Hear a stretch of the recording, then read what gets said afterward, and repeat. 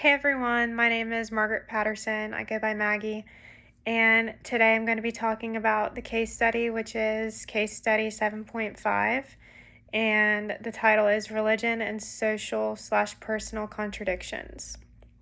So I'm just going to mention the characters really quick within the case study. The first character I want to mention is Dr. Diane Morgan, and she's a professor in the Department of Women's Studies. And then there are 4 students that I'm going to mention. Forgive me if I say the name wrong.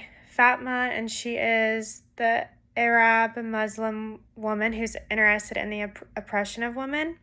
There's Mike, who is a gay campus activist involved in diversity initiative on campus. Susan, who is a white American majoring in women's studies, and she's interested in women's rights to choose. And then David, who is a fundamentalist Christian pastor and a graduate student in religious studies. So this takes place in the fall semester at State University. And Dr. Diane Morgan, she faces an issue when the students in her class express their discomfort with the course content that she's giving on homosexuality due to their different religious beliefs. So she tries to give her students a safe environment despite their backgrounds, because she knows that everybody comes from a different background. And she wants the students in her class to ask those tough, hard questions, and she wants them to have their own conclusions.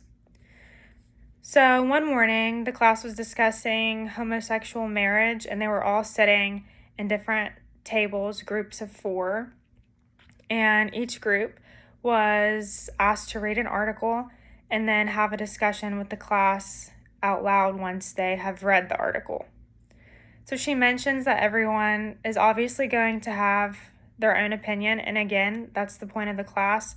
She wants everyone to have their own opinion, and that's okay, but she wants everyone to also keep an open mind as they are doing stuff like this in class. So Dr. Diane Morgan, she begins to walk around the room and just listen to these conversations that are going on. And then she comes across the group of 4, which were the 4 students that I mentioned earlier, Fatma, Mike, Susan, and David. And that group caught her attention. So the discussion, she noticed, started quickly heating up, where their backgrounds and their opinions were clashing. So the one student, Fatma, she's usually active in these discussions within Dr. Diane Morgan's class.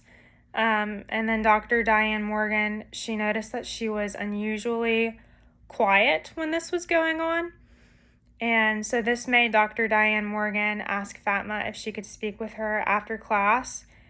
And Fatma asked if she could just schedule a time to meet with Dr. Diane Morgan one-on-one at 3 p.m. the same day. So again, that was a little bit unusual. So fast forward to the meeting, and in this meeting, Fatma explains how the discussion within class made her uncomfortable, and Dr. Diane Morgan, she was like, well, that's great, that's good. I don't want you to be comfortable in my class. I don't want everyone to feel so comfortable, and that's the point of her class when covering these hard topics or controversial topics. And she says, I quote, "If they're not troubling you, then you probably shouldn't take the class." So Fatma says, I'm interested in the class, but she just feels that the issue is putting her personally in both cultural and religious conflict. She said that the topics are more, it's more than just cultural to her, it's more so religious. So there's a quote, when I grab my book, on page 141, and let me find it. Okay, and so Fatma says on page 141, in Islam, we believe that homosexuality is against human nature and it's a great sin. We believe that people choose to become homosexual and are not born that way. The environment plays a great role in shaping such identities.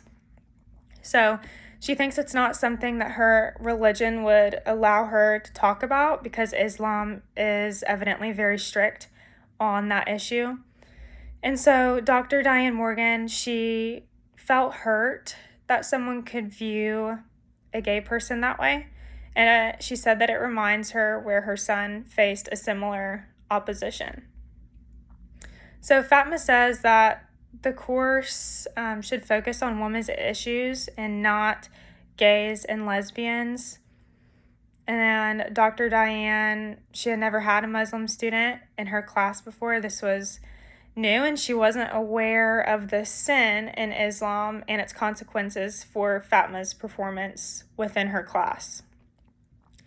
So after this, Dr. Diane Morgan, she asked her to sit out the next class and to see her at the end of the week as she's trying to think of ways to deal with the situation. So Dr. Diane is giving her a different view when she says, and I quote, let me find it. On page 141, Dr. Diane Morgan says, I remember your interest in women's oppression. I think one way for you to think about this is to focus on how this movement has socially and historically developed in the United States and apply what you learned from it to your country as the topic for your course paper. So she's pretty much giving her a different view on this topic, a different way to look and to go about this topic. So Fatma thinks it could be a reasonable assignment, but she still feels very strongly on her views. And she did thank Dr. Diane Morgan, and she says that she has to think about the option just for a few days since she will be able to drop the class within 1 week. So she has a decision to make, and Dr. Diane Morgan is waiting on that decision. And all in all, Diane felt bad because she didn't want a student to drop her class, but she felt like the topic homosexuality was an important topic for her class. She didn't feel like she could get rid of it. So she tried to find a solution for her, but she couldn't get rid of the topic for her class because as a teacher, she felt like that was needed. And so I came across, I guess it's a little bit similar to this situation for Teacher Appreciation Week, which is really kind of sad when I say this, but I had the students do a writing prompt where they got to pick any teacher. I didn't say just within the past few years, like any teacher that they've had in the past or current, that they could choose to write a letter just appreciating them, like what they're thankful for, anything like that. I kind of let them do as they would want with that.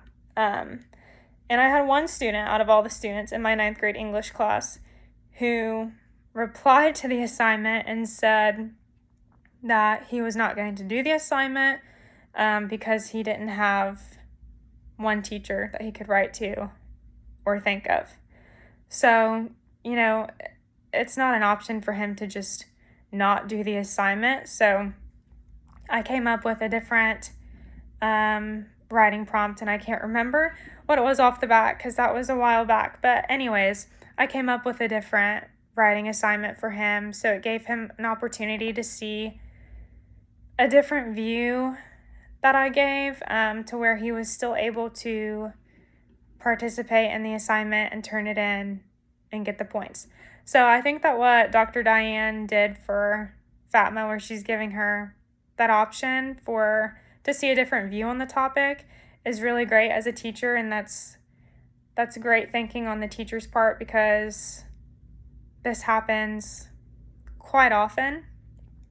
And you want your students to participate, and you don't want them to just not do an assignment or quit the class. So I can see how Dr. Diane is in a tough situation when it comes to this, but I do think that she did the best she could with the situation that was given. And that is all for my case study 7.5. Thank you.